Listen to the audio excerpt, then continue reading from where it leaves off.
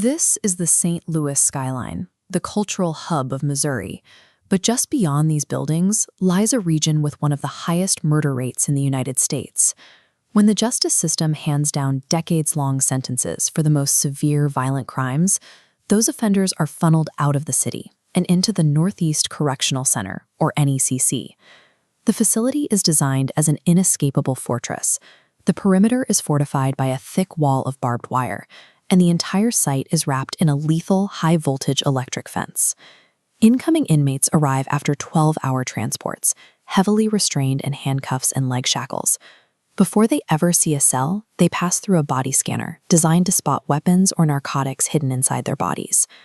The architecture here reflects a traditional approach to American corrections, the belief that physical restriction and technological surveillance are the viable ways to contain violent behavior. Behind that electric fence, the traditional B-side of the prison is notoriously cramped. 2 men are packed into tiny shared cells, and blocks of 16 inmates crowd into unregulated communal showers. Survival in these blocks requires constant situational awareness. Tensions run high, and a minor slight can lead to a fatal stabbing. When violence erupts on the yard, a 105 alarm sounds.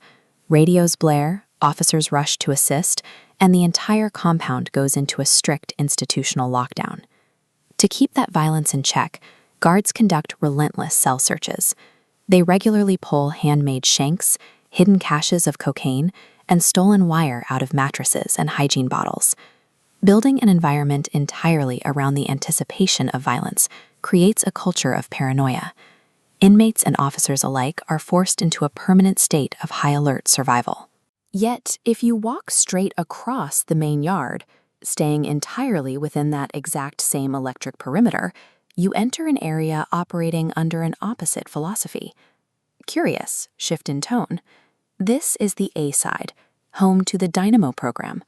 Modeled after the Norwegian justice system, it is a specialized wing for men serving decades or life. This photograph shows the layout of an individual Dynamo cell.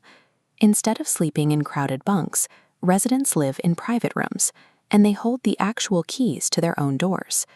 The program operates on a paradox, trusting convicted killers and violent offenders with unescorted autonomy to walk the facility on their own schedules. That trust extends to the restorative justice workshops.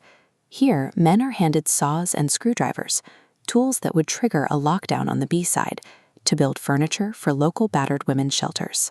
Men trusted with these tools spend their days meeting deadlines for the community, rather than engaging in the power struggles typical of the yard. This focus on tangible output effectively replaces the need for a guard standing over their shoulder. That daily purpose is reinforced by the Puppies for Parole program. Men serving life sentences make room in their cells to house, train, and care for rescue dogs pulled from local shelters. Rehabilitating an abused animal requires intense patience and a strict feeding routine.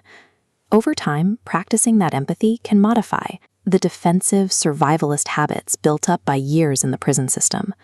When a long-term inmate is transferred from the reality of the B side over to the open A side, the transition is a massive culture shock.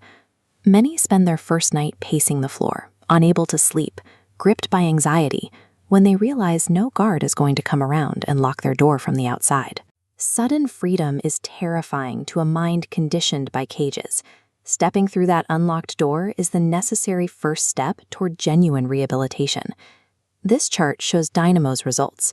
While the B side maintains high violence, A side assaults and overdoses plummeted to 0. This is maintained without any officers inside. Residents manage operations themselves, resolving disputes before they escalate. The reality is that the men upholding this peace are convicted murderers and sex offenders serving life sentences. In a state with a traditional approach to crime, the data from this wing presents a difficult challenge to the status quo. The NECC experiment suggests that lasting security originates within the inmates themselves, through an environment that prioritizes personal choice over physical barriers.